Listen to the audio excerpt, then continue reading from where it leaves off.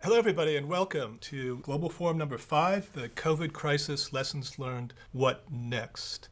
I'm James Dedarian, and I'm the director of the Center for International Security Studies here at the University of Sydney. And before we begin, I'd like to pay my respect to the traditional owners of this land, the Cadigal people of the Eora Nation. And I wish not only to acknowledge elders past, present, and emerging, but also to recognize the very sad historical fact that the Gadigal people were the first people to experience a foreign virus, as we like to call them now, that almost wiped out the population in their first encounter with the Europeans. It's one of those lessons we still have to learn over and over again. Now, for those of us who have not joined the Global Forum before, our purpose is to bring a timely, reflective, and critical response to the most pressing global issues. And obviously the issue has been chosen for us, but what we try to do is showcase really what I believe to be the strength of the center, being pluralist and also transdisciplinary, and to ask other people to moderate and to bring their expertise and their networks and their extraordinary people to the program. And this time around, we asked Peter Hayes, who is, I think, one of the most accomplished theorist practitioners in this area of national security, global security, but this, what he's calling the Pandemic-Nuclear Nexus. That's the topic of nuclear war, disarmament, and to the extent to which we're neglecting this issue. The nuclear clock right now is, I believe, 100 seconds, the closest it's ever been to midnight. This dire scenario that's presented by the Atomic Bulletin of Scientists. And so Peter's assembled a remarkable group of people, and I'm going to be handing over to Peter in a minute, but I just wanted to give a few instructions to our participants and also to our guests that if you could, we'd like to make this interactive, put your questions into the Q&A down at the bottom of your screens rather than chat, and we'll be sure to assemble those questions and get them out to our experts. So I think with that, Peter, I'm so glad you could join us. I'm going to hand it over to you to introduce our guest, who are going to give short little précises of their take on this topic, and then we'll make it more of a Q&A from there on, and I'll hopefully wrap up with a few observations at the end. Thanks, James. Yes, I am actually joining you from a little farm just north of Lismore, and we're on a wireless broadband, and it just disappeared on me all of a sudden, so we have to reboot everything, and I was a little late. I apologize to everyone. I understand you would like me to do a round robin of introduction. And let me just prefigure that by saying that everyone on this call, and I'm very grateful to you all for joining us, has contributed or is about to participate in the Nagasaki 75th anniversary of the bombing on August the 8th, 1945, pandemic nuclear scenarios process that will involve about 40 different participants from all across the Asia-Pacific region, both North, South, East Asia, Southeast Asia, Russian Far East, including participants from mainland China, all the way to the East Coast of the United States. That's the time zones that we can encompass.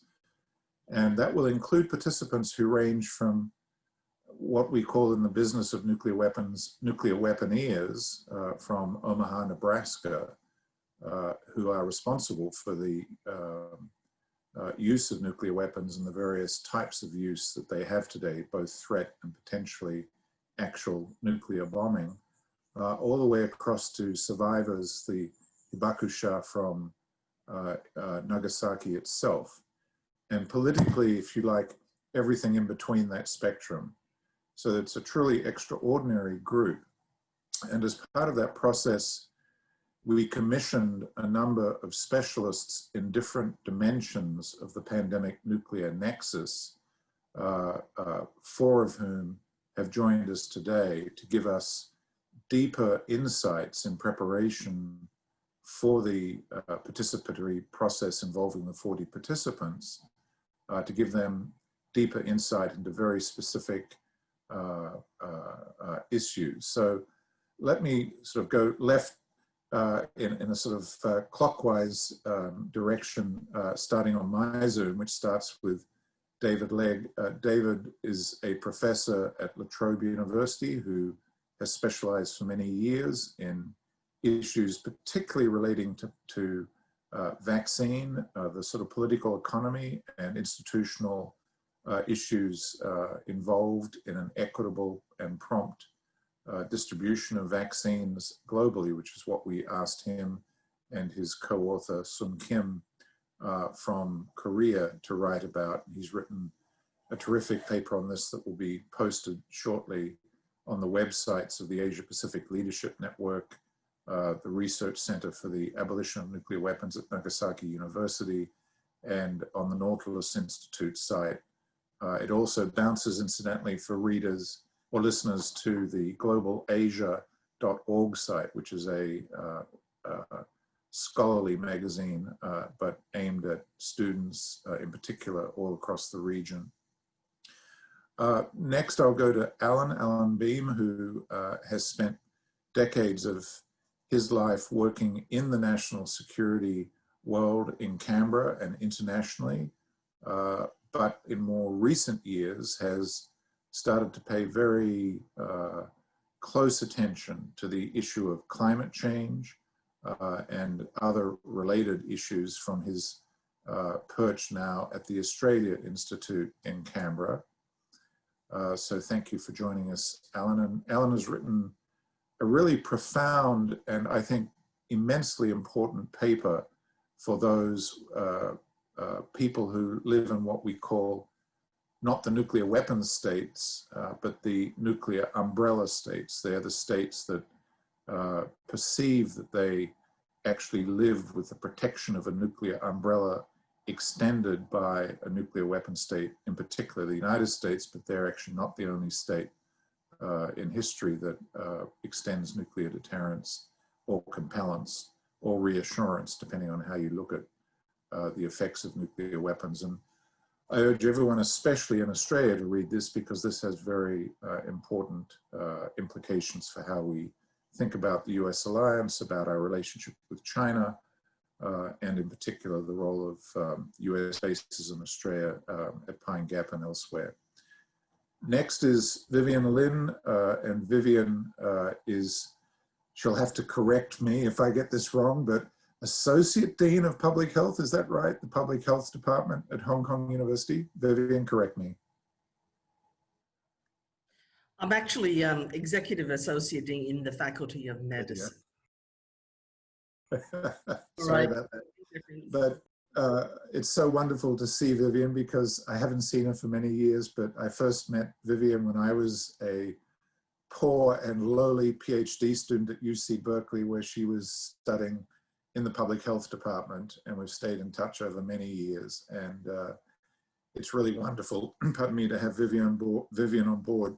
She hasn't actually been, at this point, commissioned to write a paper. She's going to be a full participant in the scenarios process, but she has a very deep insight into the pandemic and public health issues, including urban governance across the Asia Pacific region by virtue of her recent involvement working on these issues for both WHO at the Asian Development Bank in Manila, and of course in her role at the University of Hong Kong. And we're deeply appreciative of the work that Vivian has done, especially as a reviewer of the multiple pandemic-related papers that we've commissioned for this scenarios process.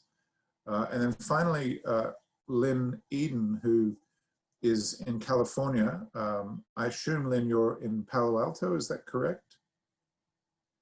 Well, I know she's in California, so. Sorry. I'm not in Palo Alto. I live in the city, so I'm in San Francisco. Lynn is a social scientist who is particularly interested in what makes people tick in relation to nuclear weapons from the inside, from the nuclear weapons enterprise, how humans can come to terms sufficiently with the annihilative effects of nuclear weapons in the sort of moral, emotional dimension that they can go to nuclear war every day of the year, if you like, which is what you're doing with nuclear threat, and then potentially actually use the nuclear weapons, as was last done in Hiroshima and Nagasaki in 1945. Lynn has been good enough to take on an extremely difficult paper for us, which is to connect some dots related to climate change, the pandemic, and nuclear weapons in the current moment through the lens of fire, because she wrote a really superb and amazing book on fire, the effects of fire when you use nuclear weapons, not just blast and radiation, but fire.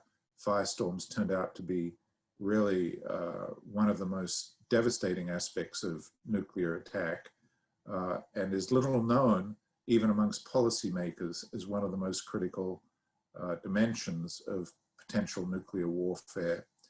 And of course, the planet is currently afflicted as we speak by firestorms in the Amazon, in the tundra, in the Arctic. We're all deeply fearful that we'll have another firestorm here in Australia. The West Coast has been just seen devastating firestorms this year. This is a global phenomenon. What it prefigures for climate change and the pandemic is in some senses unknowable in the short term. What we do know, as I expect we'll hear from Lynn, is that the fires involved in nuclear war would make the current climate change induced fires actually rather minor in comparison. And we need to really keep this in mind when we're talking about nuclear weapons as a risk in the pandemic context. So that's our sort of round robin of introductions. With James' permission, I'll just say a few words about the core topic and why we decided to look more closely at the nexus between the pandemic and nuclear weapons. From the perspective of Nagasaki in the 75th anniversary, the risk of nuclear war has been a terrifying prospect ever since the first bombing. What is of particular concern today is that the pandemic may actually introduce new elements of risk or exacerbate, worsen existing elements of risk in ways that could increase the risk of nuclear war at a moment when the world desperately needs cooperation, communication, collaboration to overcome the pandemic and to simultaneously grapple with other existential threats to human survival, such as climate change in the longer run, or the short-term and immediate effects of other urgent global problems such as poverty, migration, etc. At the same time, the Nagasaki citizens would like to see us actually seize the moment. In a sense, nuclear disarmament is coming apart very, very quickly. The arms control treaties are unraveling. We may or may not get an extension to the START Strategic Arms Limitations Treaty between the United States and the former Soviet Union. And in any case, that doesn't include the other 7 nuclear weapon states who are party to only a few of the existing arms control and disarmament treaties and other related measures. One of the effects of the pandemic may be that it actually increases the incentive of states to reduce tension, to avoid nuclear risk, because they are so distracted and so busy and so over-committed budgetarily, if nothing else, to responding to the pandemic. and that this may therefore be a moment, ironically, that we can actually seize the opportunity to resume nuclear disarmament in ways that has never, one would not have anticipated. And along with that comes a question as to whether the pandemic brings to the surface new players at a global level.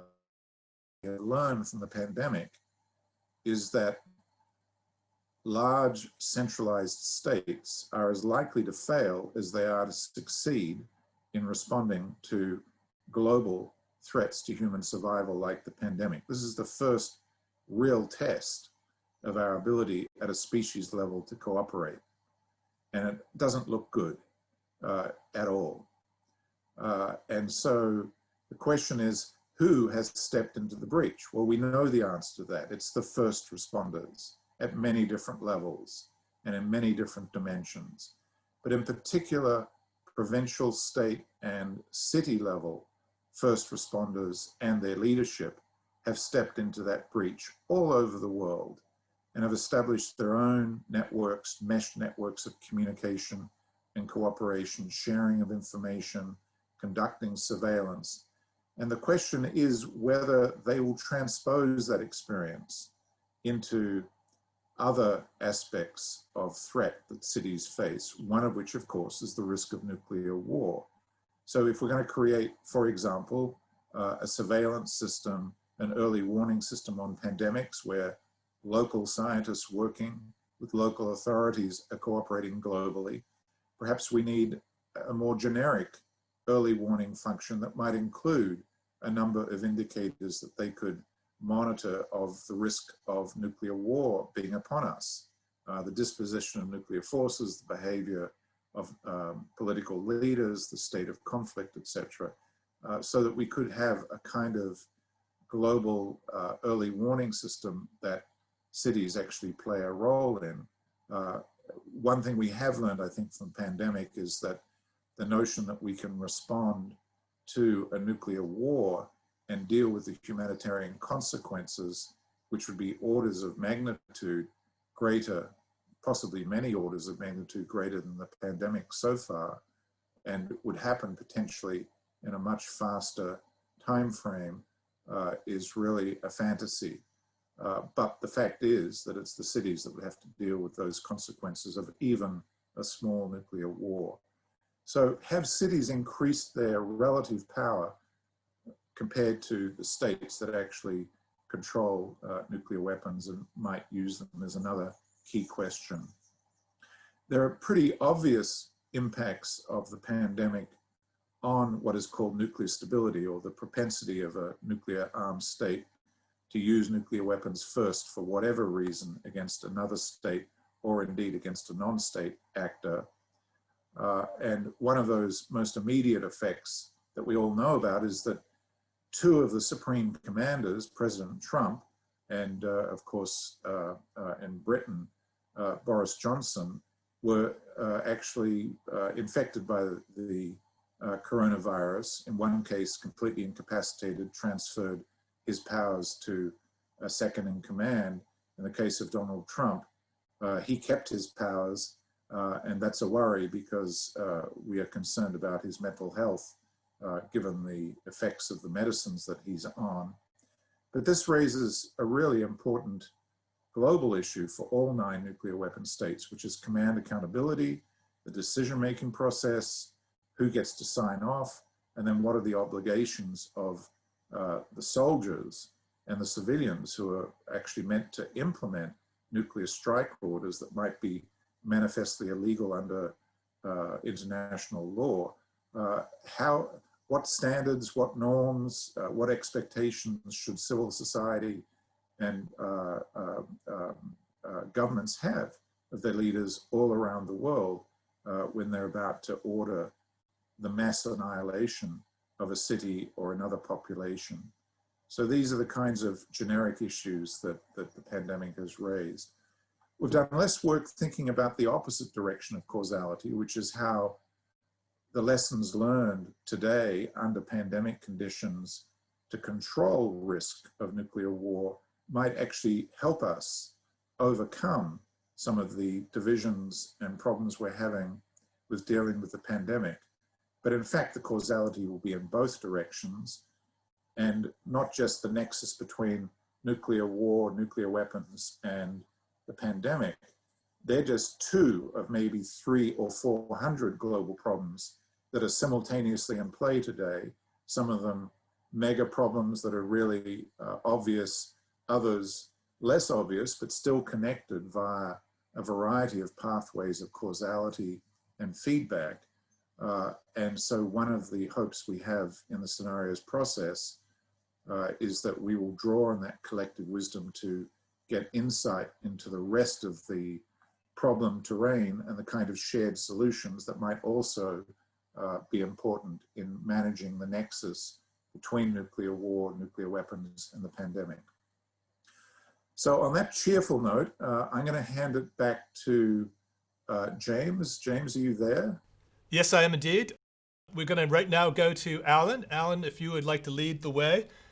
We're asking everybody to give a short little introduction to their research and how it relates to the topic at hand. Thank you, Peter, for that wonderful tour of the rather dismal horizon we face today. Thank you very much. Alan, the floor is yours.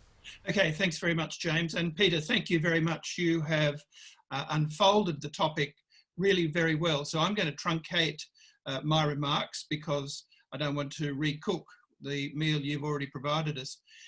The first observation I'd make is that the coronavirus is perhaps one of the most wicked problems that humankind has faced for a very long period of time. It's not a singular event. It is, as we know already, coming in waves, and those waves may take years or even decades to work their way through the broad human community. The consequences are extremely profound. The health consequences, of course, are not just those who contract and maybe recover from coronavirus, but the long-term health consequences we now know are already profound with respect to both brain and other organs in those who've contracted the virus, and what those consequences might mean over the next 20, 30 or 40 years, we have no idea of at this point. We also know that the economic consequences are extremely profound, with a global drop in GDP of at least 5%, probably more. But with the impacts of that decline in GDP spread unevenly across economies, and particularly unevenly across genders. Women are most affected by these sudden downturns, not only because of the temporary nature of much of their employment, but the casualisation of work that's taken place under the brilliance of the neoliberal economists who've driven our economies for about the last 50 years. I'll just touch again on them in a moment. The political outcomes, I think, we don't even know now what they're going to be, but we do know that they will be serious. We know from historical experience that when we have massive and wicked problems like this, we have social and political instability.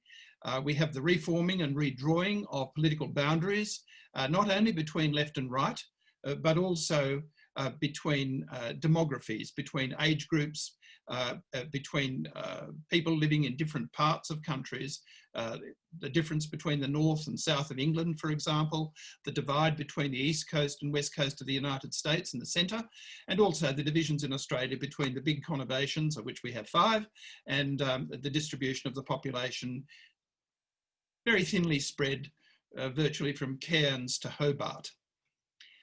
The bit that Peter asked me to talk about a little bit, and I'm going to just touch on it now, is what's the role of cities? I mean, what is the impact of this on cities? Again, we don't know yet, but we've got a few indicators. In Australia's case, working from home has emptied the cities out.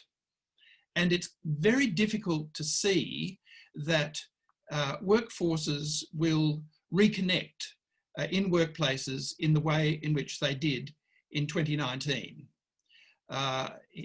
In the Canberra bubble, as we call it, where I live, workplaces are now manned at 50%, with 50% of people working from home, and there is a lot of interest in people maintaining that.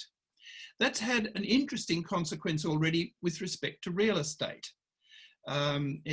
People are now moving out of cities. People are moving out of Sydney into the Southern Highlands. They're moving out of Melbourne up into central Victoria. And even in a place like Canberra, they're moving to cities which are between 60 and 100 kilometres away because they have the advantage of reasonably reliable broadband, Peter. The other consequence, I think, is the economic consequences for cities, which are, I think, already profound, where you have retail industries, particularly department stores, which are on their uppers because people have now moved to online shopping, where things like entertainment venues, bars, pubs, picture theatres can now only, at a max, put in 50% of their floor space with people on them. And this also has, I think, quite profound long-term consequences for urban investment.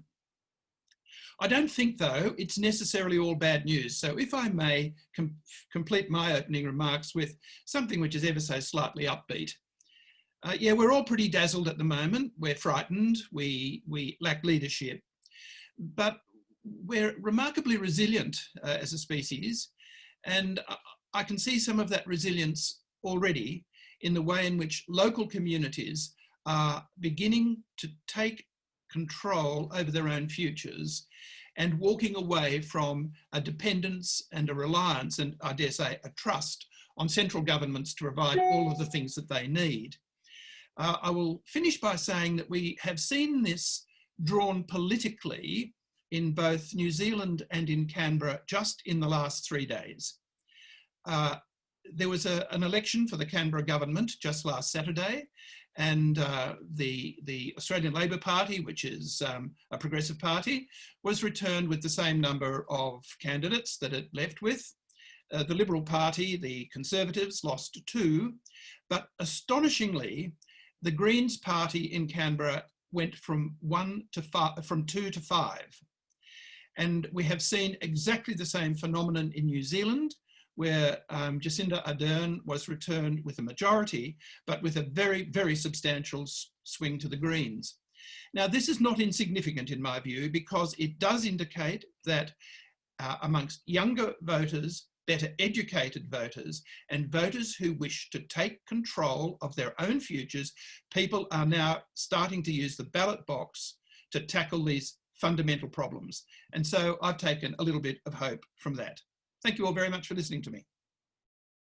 Thank you, Alan. Particularly, I'm grateful for the hopeful end note. That was very good for, I think, all of our states of mind. Lynn, would you mind following and give us your bits of wisdom, pearls of wisdom? I can't say I have pearls of wisdom. I guess what this has done for me personally is that I knew it was hard to imagine a catastrophic future.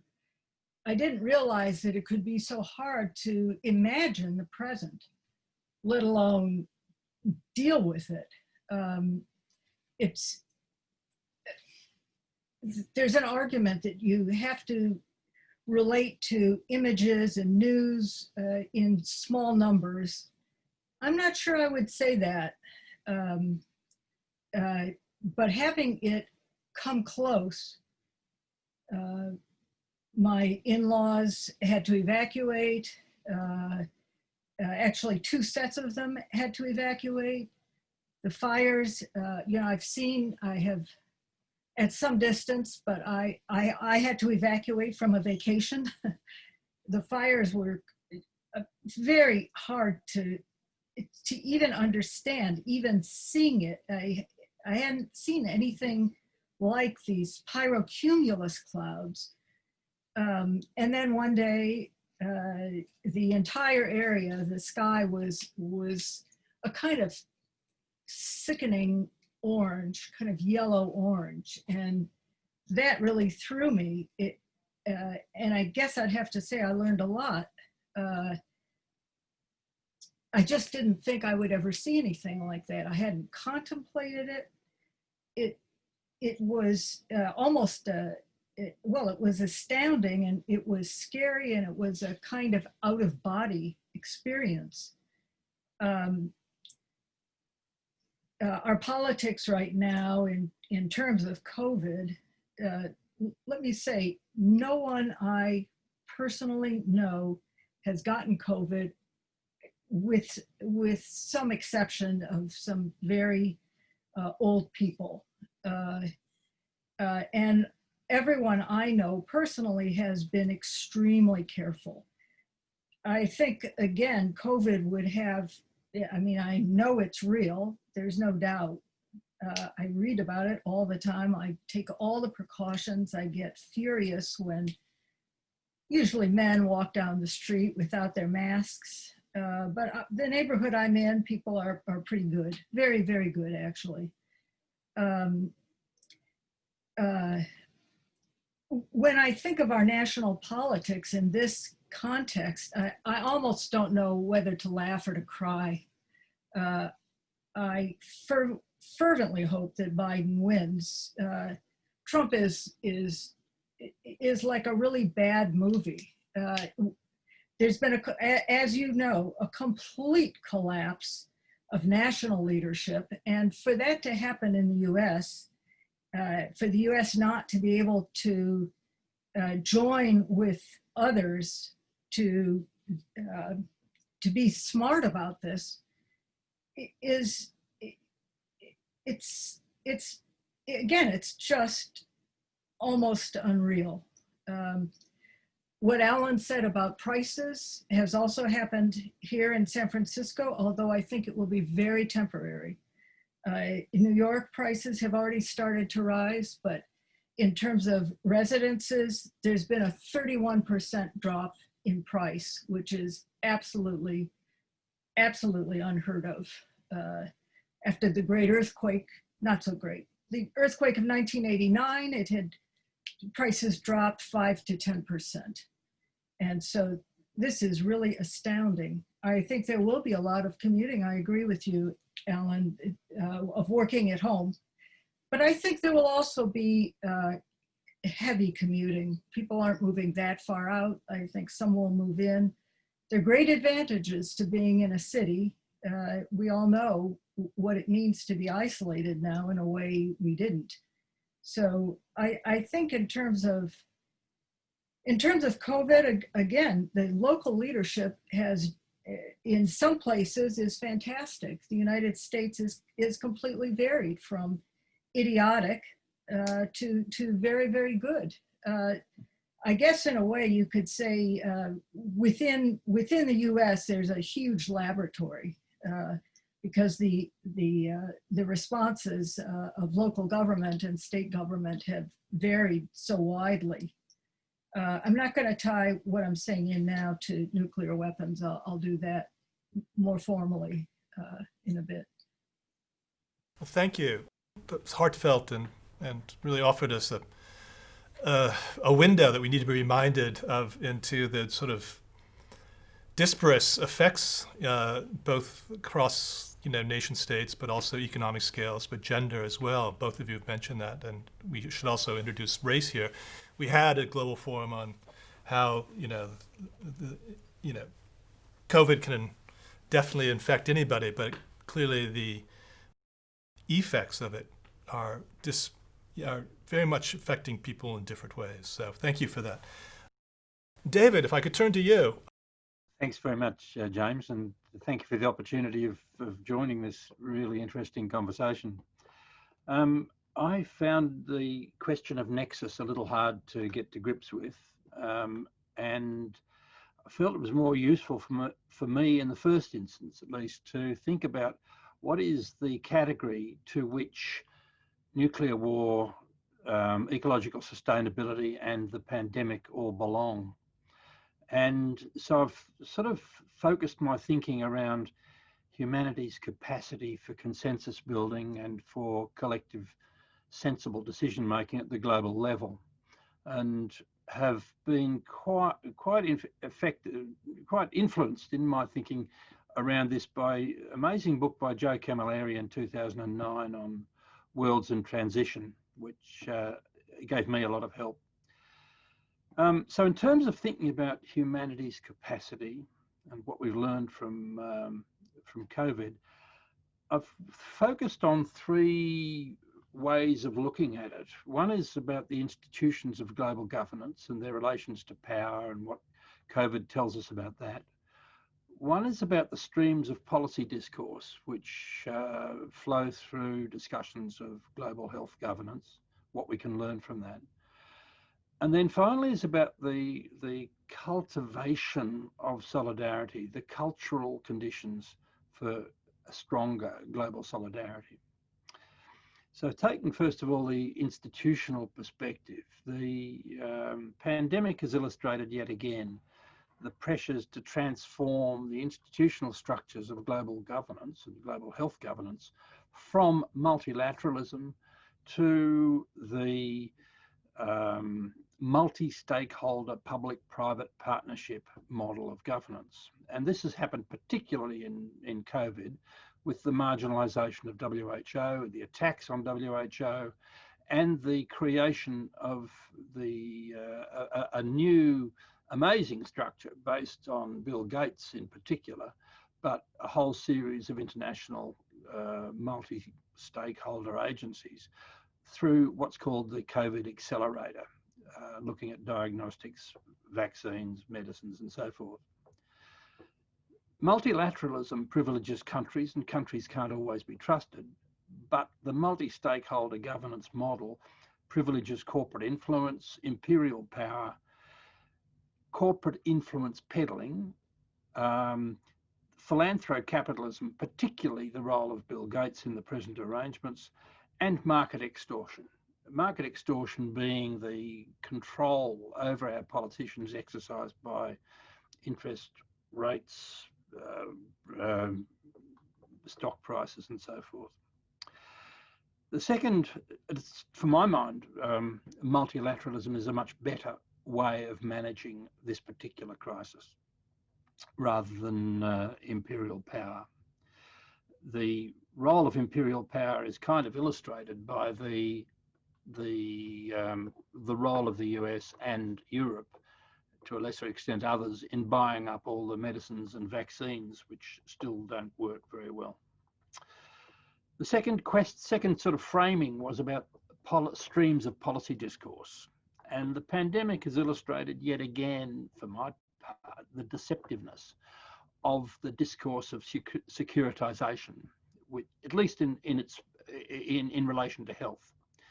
Securitization is particularly slippery. It's commonly cast in terms of solidarity, but actually expresses in practice a jockeying for national or vested interest advantage.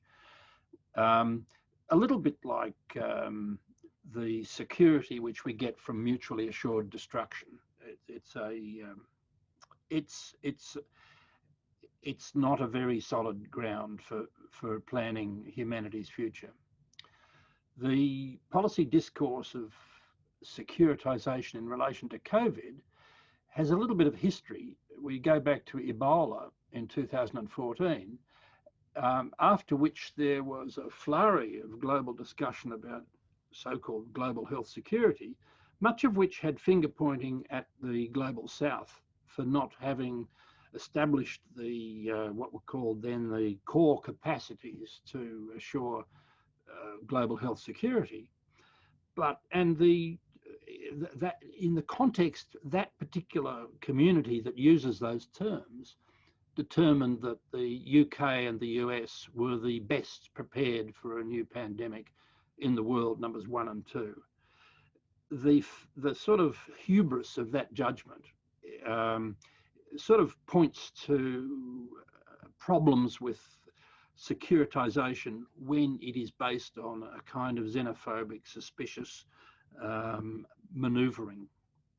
And the third framing of this question of humanity's capacity is about solidarity and the cultivation of solidarity. It seems to me that in the context of neoliberalism, which cultivates inequality, exclusion, alienation, xenophobia, It's outrageous to expect that people will find it easy to work with the other, will find it easy to move across bridges and find common ground with the other, whether we're talking about boundaries of geographic boundaries or boundaries of gender or ethnicity or race. The COVID has demonstrated again the difficulties of applying solidarity in global decision making. Dr. Tedros has spoken repeatedly, day after day after day, about solidarity. And what we've got has been vaccine nationalism and the buying up of massive quantities of medicines and vaccines. So where does this all take me? Well, it takes me to action. What shall I do? And the first one is, for me, is to oppose neoliberalism, to oppose a cultural hegemony which naturalizes and rationalizes inequality, exclusion, alienation, and xenophobia, to which in effect expresses the partisan interests of white patriarchal capitalism. So for me, the meaning of all that is to work towards institutions from the global to the family, which facilitate consensus building and accountability, to work towards policy regimes that prioritise personal and family security so that we do have the capacity to reach across boundaries, and to work towards cultures, family, community, national, which cultivate inclusion, equality, and solidarity. Thanks, James. David, thank you so much for saying it like it is, really. And I hope we can get back to this issue of preparedness. The gap of the rhetoric, or as you say, policy discourse, and the reality of preparedness was just striking. And I wonder how that reflects on the nature of modeling, whether the models were wrong or the applications were wrong. And maybe we can get to that in the Q&A, but I'd like to turn next to Vivian. You're coming to us from Hong Kong, is that correct? Okay, please, Vivian, the floor is yours. Great, thank you so much. This has been such an interesting topic to think about the nexus and what it means. So I also thought I'd pick up on this issue of health security and possibly compliment David in some ways. David and I are used to having a bit of back and forth, but I think we're on the same track. And for me, it's useful to unpick health security a little bit in relation to COVID, as the way we also start to think about that nexus between global health and global security and solidarity. So for me, I think there's been two different meanings of health security, or two different paradigms. There's one which is part of that larger UN discourse about human security. So health security is part of food security, environmental security, economic security. And that notion of health security actually became particularly important through the HIV/AIDS era, although one can also debate whether the securitization of HIV/AIDS was useful or not. And as David said, this second notion of health security really emerged from the Ebola period. And it is the way WHO actually has also promoted, along with a whole lot of infectious disease experts. And that is, health security is about health emergencies and disease outbreaks. And I think the problem with the second view is what we have seen in the beginnings of the COVID pandemic.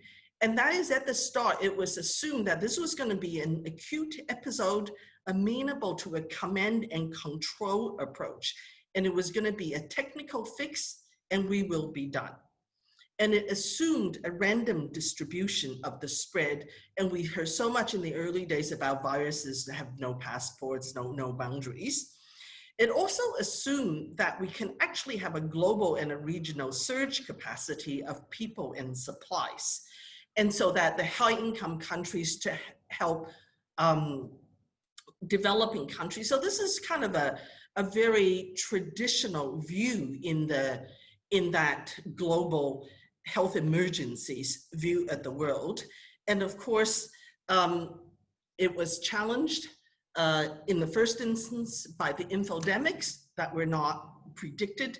And as Alan has said, the profound consequences was not predicted. And indeed, I think if we look at sort of the experience over the last 6 months, we see that this is an ongoing event intertwined with social and economic dimensions with political fallout. In every country, COVID has exposed the fault lines. Started with clustering of super spreader events and move into the most vulnerable population groups and communities. We've seen supply chain disruption, and we've seen pressure on system capacity everywhere. And we've seen communities, some members, highly engaged with institutions that they trust, and others very polarized. So we've seen this social division.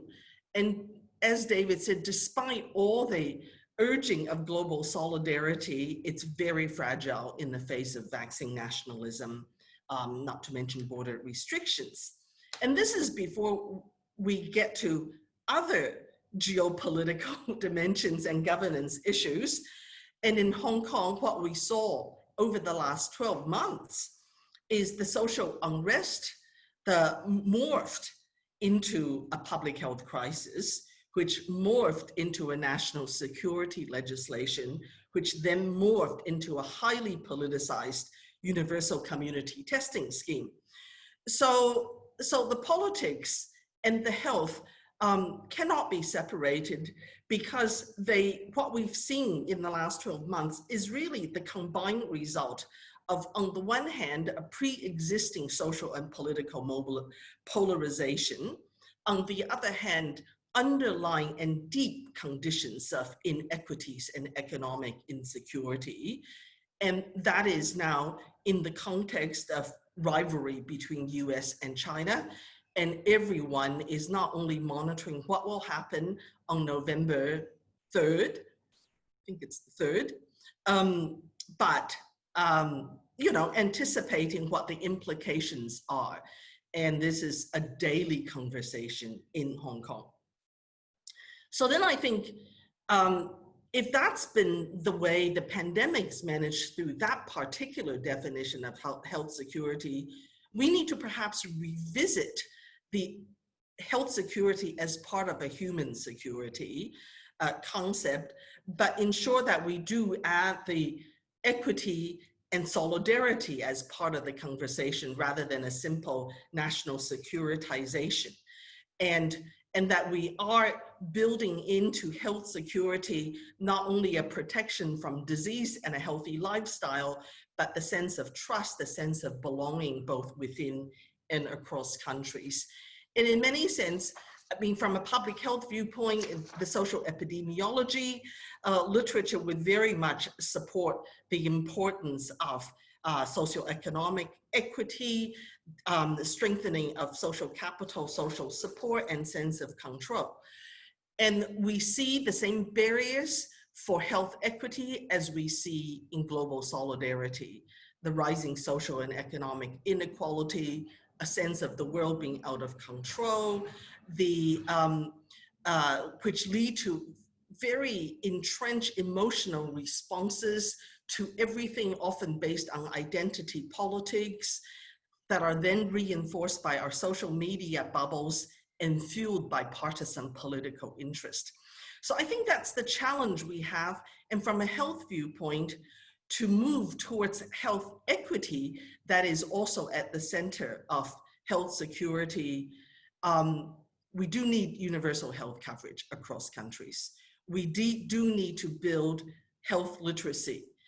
But more than the health dimensions, we actually need a community that understands about history and the world order. And that there's a network of institutions that work together to reach the diversity communities, or as David said, other, with real-time information, real implications, real options, real dialogues as a way of moving forward. Thank you very much. Thank you so much. It's really wonderful to see and hear from everybody. not only a critical analysis, but some very helpful potential solutions. So that's part of our lessons learned, and people took it to heart. Peter wanted to have a follow-up on some of the structural issues that everybody's identified. And then I'd like to return, if possible, to the question of, this gap that's opened up between science and policy, but also the gap that's opened up between how we model these risk and analysis and then how we try to implement them.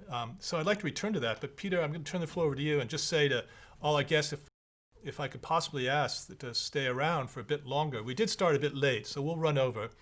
And because this will be recorded and edited, we'll try to get it down to our broadcast hour. But anyways, Peter, please, if you'd like to follow up. I'd just like to ask any of our speakers if they'd like to drill down a bit more into the actual nexus. The excursion over the terrain of the pandemic has been very insightful, and I've learned a lot just listening today. But we didn't actually hear much about the nuclear side from the speakers.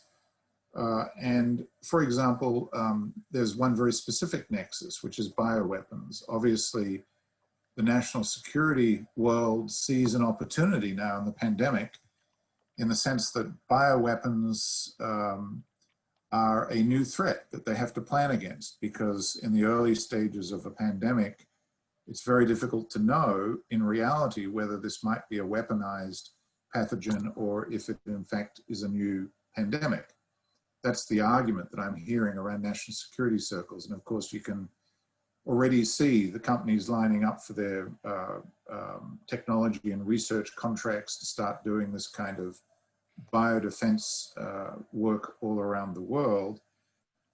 Looking at it from the other direction, we see that a number of states have reserved the prerogative to themselves to use nuclear weapons to respond to a bioweapons attack. The United States most importantly, but also other states have got first use for a variety of unspecified conventional or non-nuclear attack reasons. For example, Russia. And even China only has a no first use commitment, which is not a legal obligation in any sense. It's a policy posture. But if their perception is that they've been attacked with bioweapons in a really serious manner, we're not quite sure whether their nuclear weapons in their perception might apply. So that's an example of what I mean by nexus. We could also have another kind of nexus where if Biden is elected, one of their core principles for a new foreign policy will be COVID multilateralism. And then within that, a new opportunity for US-China concert, even though the conflict will continue or the competition will continue between the United States and China under a Biden administration. They might even toughen up in certain respects how they approach China. But that in turn might open the door to kind of, I'll call it public health security regional initiatives that could in turn enable you to engage with nuclear adversaries. In this case, North Korea might be such a multilateral approach to engaging North Korea and bringing it back into the international community. It's clear the South Koreans at least have this in mind. So I'll just throw those two examples out and then ask if any of you would like to identify other specific sort of bridges between the two issues that need to be understood and explored further. Alan, I saw your hand first. I was going to give everybody an opportunity, but Alan, please, why don't you begin? I'd like to make a quick observation, please, James. I think that there is a deep connection between all of these most critical threats that confront us at the moment, whether it's climate, nuclear weapons, pandemics, or the many other things that could possibly exterminate parts of the human population. I think it's in the decision space of government. We make the assumption that decisions are taken rationally. I think what we've seen throughout this pandemic is that hardly any decisions have been taken rationally, that people have been panicked, they have taken decisions off the cuff, on the run, blind to consequences, We've had plenty of modelling, and yet for many of the senior global leaders, they've paid no attention whatsoever to the epidemiological modelling. And I think the deepest worry that I have is that in the management of COVID-19, as in the management of climate, and I think in the management of nuclear weapons, both their use and disarmament, that there is in fact total chaos in the decision space, and the leaders have no idea how to address that problem. Thank you for making that very important point. Others, before I move on. David. I'm challenged by by Peter for not having addressed the nexus problem accurately. And all I can plead is I'm here to learn, not to teach. So I'm listening to you, Peter.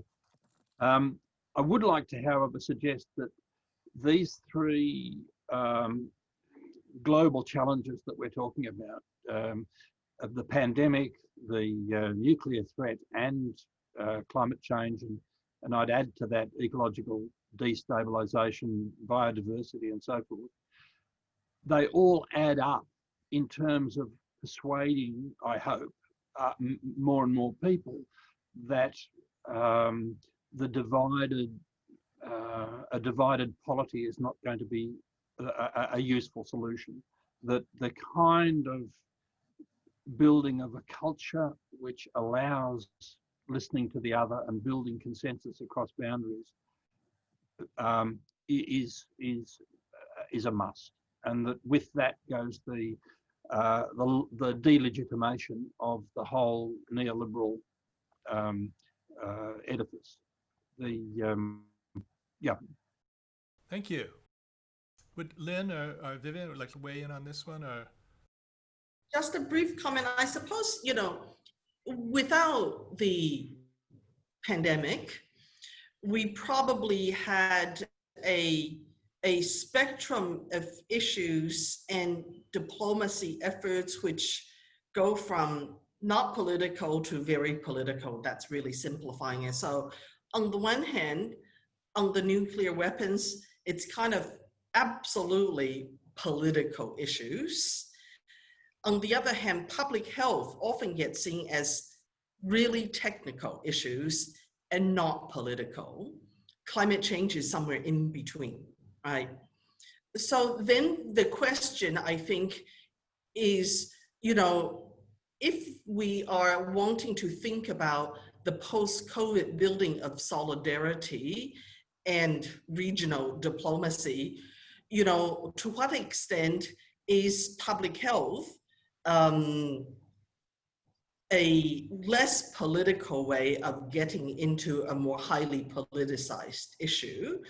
I realize it's kind of simplifying the complexity of the situation, but I think it is a question in terms of how states deal with each other. Traditionally, Japan, Korea, China health ministers have had annual trilateral meetings, which ostensibly, is not in the context of all the ups and downs in their bilateral and trilateral relations. So that's just kind of an example where it may be possible to find some elements of collaboration through what are seemingly innocuous issues. I guess I'm not as pessimistic as Alan, and that's odd because I'm generally very pessimistic. I've seen such a range of government response, from as bad as it can be at the national level to very, very good state level responses and local city responses. I think I've seen all of it. So I'm not sure why you think that governments just are not making these connections. They can. I do agree that coming up from the grassroots to the city level, to the state level is and then to the national is very, very important. But I just don't see, I don't see governments altogether as unresponsive, even though my federal government is unresponsive. Yes, sadly the case. We do see, certainly from this perspective in Australia, a true gap in response, and also, of course, in the structural issues of whether or not decent healthcare, universal healthcare makes a difference. That's been proven over and over again on the countries that responded best. I guess I'd like to pick up one strand, and it's something that Vivian hit on, but other people as well, is this gap between sort of the techno-science, the authority of the model, and then politics as this messy area that's supposed to apply the models. If I could trouble that a little bit, because one thing about, to go back to the Nexus issue, the nuclear model was really one based on as hyper-rational, how to put it, simulation scenarios, models you could get, game theory, from Thomas Schilling down. And it was ruthless and in some ways almost inhumane on how the idea of, tit for tat and mutually assured destruction and everything was supposed to keep us safe. Clearly the virus, when you model it, it doesn't quite fit the nuclear model. It's hard to deter. First of all, to find the return address, you do all these sort of political ploys and claim it could have been weaponized or came out of Wuhan, whatever. But my question, I guess, to some of you, particularly Vivian, is if my worry is that we could now go too much in the direction of saying, trust science, not the politicians. But scientists in modeling in some ways got us into this nuclear dilemma in the first place. And if our models aren't including things, Vivian, like emotion, then should we put our trust in the science and in the technologies and the technical fixes? I know it's not exactly what you said, but I'm worried that this could be a rebound effect post-COVID, and why I promote, for instance, different types of modeling. For instance, some of the quantum decision theory that's happening here in Queensland and elsewhere is superior to some of the rational models that have been, I think, debunked, particularly the prisoner's dilemma and other ones. But if anybody wants to pick that up, but I'm going to, Vivian, give you first crack at it since I did invoke your analysis there. Look, I think actually the more important question is what's the purpose of a model and how do you use it, right? I mean, through the pandemic, there people said, but what happened is not what the model predicted. Well, firstly, the model is actually not meant to be a crystal ball.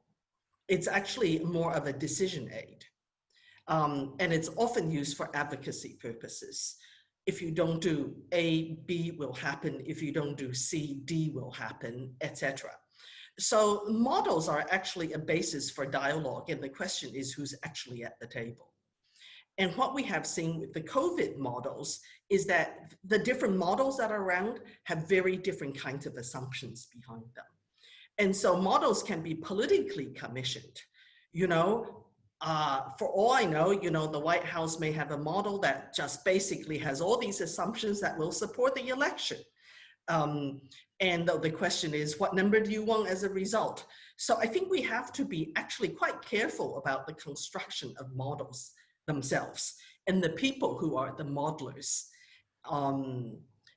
And I mean, yes, there are scientists who say, I've got the right answer and why aren't you doing what I'm doing? We also see that. But I think at the end of the day, it's about looking inside the black box and actually using the black box with a group of people who have something to say about it and where we go next. That's wonderful. And I would just add to that the interface between the model and then the implementation is where emotions kick in. And I mean, perhaps this is just reflective of the fact I've recently read Daniel Ellsberg's Doomsday Machine, but also Eric Schlosser's book on command and control, on how all these perfect rational models then translate into this sort of command and controls that we see in practice have so many flaws, so many instances of where they fail.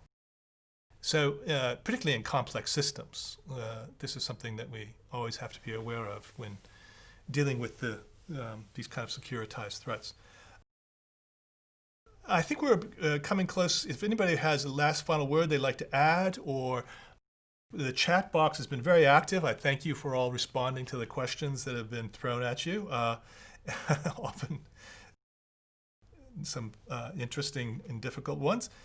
Is there anybody who would like to make an intervention or something that particularly, Peter, you have an opportunity as well, David and then Peter.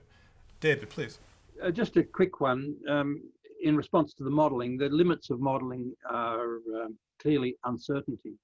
And one of the major features of managing the pandemic in the present period has been feeling the stones to cross the river. It is very much about learning how to do it on the job. And that has meant the quality of intelligence coming into the planners, the coherence of planning responses and so forth. I read a recent article about the Chinese response, which highlighted the use of big data, 5G, information systems that work, as compared to a story which came up this morning about rapid diagnostic testing in the US, where they've got high technology facilities for rapid diagnostic testing.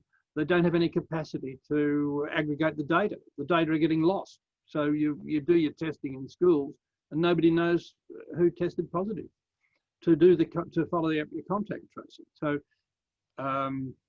yeah, the issue of managing by learning as you do and the degree to which your population trusts you to do that properly, I think are quite critical and need to be seen beside the modelling questions. It's a very important point. Thank you very much. Peter. Just before final remarks, I'd just like to ask Lynn to address how she perceives the nuclear modelers and managers dealing with the psychic stress of knowing that their models, in a sense, are disconnected metaphysics that are ideal constructs, but they, as a result, are using them for, they're using them to guide massive machines at a global level of policy, and have to come to terms with that, and whether that the lessons you might learn about how they achieve that level of control, A, is displaced in other perhaps problematic ways, and B, might have a bearing on how pandemic managers faced with similar levels of distress and casualties also have to deal with similar phenomena. I think the main thing I would say is that the planning itself is very concrete. Military officers sit and do calculations and lots of numbers, and it's a gigantic mathematical optimization problem. It takes 200 to 400 officers to allocate warheads to sites that they want, the goal of which is to get a certain level of confidence that they will be destroyed if they're used. That's very abstract. I mean, it's real in that they go into the office every day, but the whole of it is not salient. I think, let's say, unlike public health, where public health people are always dealing with the real world, things that have happened, models that have been checked and revised and revised. There's revision here, but it's all hypothetical. It's all about the hypothetical world. And so I think what's real is that these officers are sitting in a bureaucracy. This is all, it's like a cartoon of bureaucracy. They're not cartoons. What they're doing, they're serious about. They understand what they're doing, and here's a displacement as being essential to deterrence. We might think, well, deterrence, all you need is a little common sense, or you might go in for more complicated models. But for them, deterrence is being able to prosecute nuclear war. So there's an inversion that's interesting. It's also part of a career that is costly to leave. If you have you want to make like colonel or colonel, you don't want to do badly at this task. You always need a good performance report. And so progressing in the bureaucracy is the personal goal of most everyone who is experienced at the actually putting, figuring out we will do this to this and this to this, and we'll add it up. We'll multiply and make sure that we reach our goals. It's abstract. So on the one hand, it's not exactly real to them. Their careers are real. The task must be done in the way that will give them credit. But the actual event that they're planning for, they think that the very planning that they're doing will mean that it won't happen. So that's I think I'd say all about distancing. It is also the case that for some people, when they are first introduced to this, and for those who are in it, there is an understanding that this would destroy the world. And so for everything that there's a technical definition of, there's also a slang expression. So most of the handbooks call for heavy damage, which you can see it in the standard handbook of the effects of nuclear weapons, Gladstone. There's a pretty long definition of what serious damage is. It's basically working 24 hours a day for 6 months, you cannot restore the structure. Who's going to be able to work 24 hours a day for 6 months in the midst of a nuclear war? I don't know. So this is just simply called heavy damage. The slang for it, not surprisingly, is dust. So there's, at the same time, that there's almost this, what you could call an anesthetizing effect as they do their work, because it becomes more and more abstract. There's another dialogue that goes on that tells them, actually, I'm a sensible human being. We know this is really pretty nuts. And it isn't something that would be done in a formal situation ever. That would be very bad for careers. So they know and they don't know is what I would say. Here, some people have refused to know, but we know much, much more than about that it is happening. For people who target nuclear weapons or make models, it's theoretical. It's been abstracted out of it seeming real, I guess I would say. Thank you for the sobering and I think essential reminders. We have recently been reminded by Bob Woodward, but also in Alex Gibney's, if you've not seen it yet, Totally Under Control, new documentary about COVID. And when did the president know and what did he know? We know as early as in February he knew that it was airborne and what the effects would be. So it wasn't a case of, what we did not know. In this case, concealment and cover-ups were involved.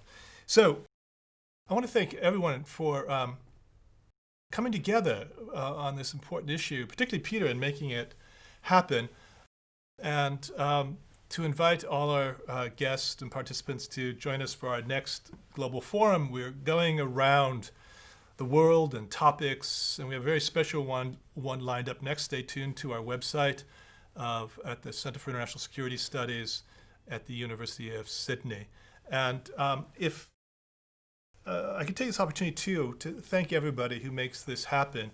our project officers who are here, Jose Torrealba and Claire manning the fort back at the center, Hodson, and Jacob Craig, the master controller of all electronica here. So thank you all for joining us. Stay safe, be well, and be kind. So with that, over and out.